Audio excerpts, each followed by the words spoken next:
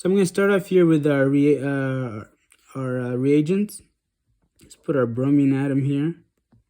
And so, as you might already know, the first step in the SN1 reaction is the leaving group leaving, right? So we have our alkyl bromide here, and I'm going to have water as our reagent.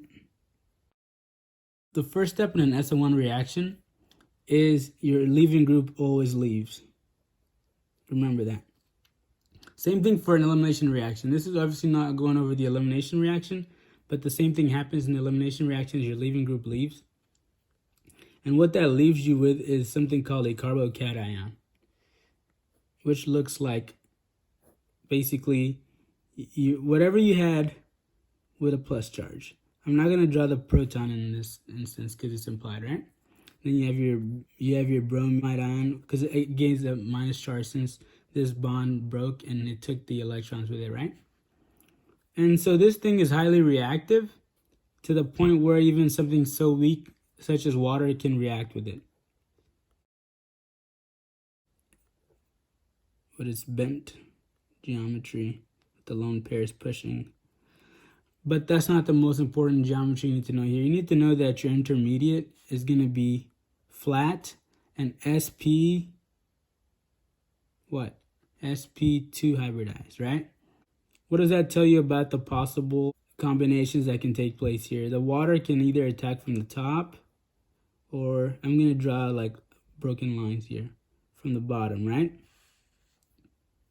This means that you'll have two alternate structures. So you either have a top attack or bottom attack, which will give you either an R or an S configuration. So you'll either have retention of stereochemistry or inversion of stereochemistry. I'm gonna skip the intermediate. I'm just gonna show you the product because this is supposed to be like a quick summary video. You'll have a hydroxyl group added. I'm actually gonna explain it. I can move my paper up. You have your carbocation intermediate. The lone pairs from the water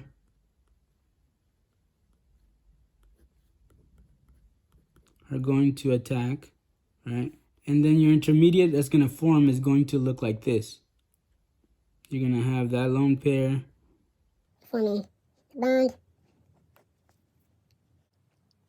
And what does this tell you about the charge on the oxygen?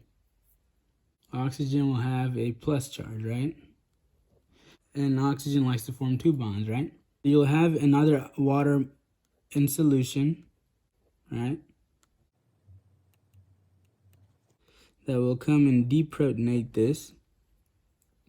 And then that's how you'll end up with your final product. So once this proton is pulled off, obviously what happens? This oxygen will gain those electrons, and then you'll have your secondary alcohol.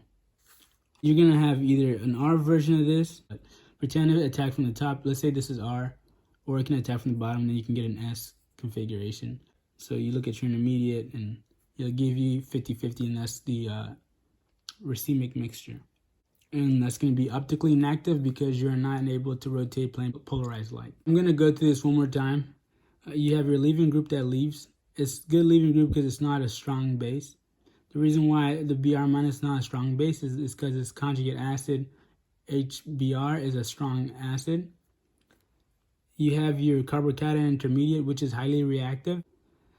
It's so reactive that even something as weak as water is going to react with it.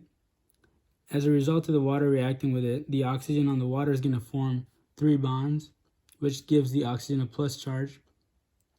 And then another water in solution is going to deprotonate the proton, obviously deprotonate the molecule. And then the electrons are going to go to this oxygen, which is going to give it a neutral charge, and it's going to basically give you your final product here. And depending on where the water attacked,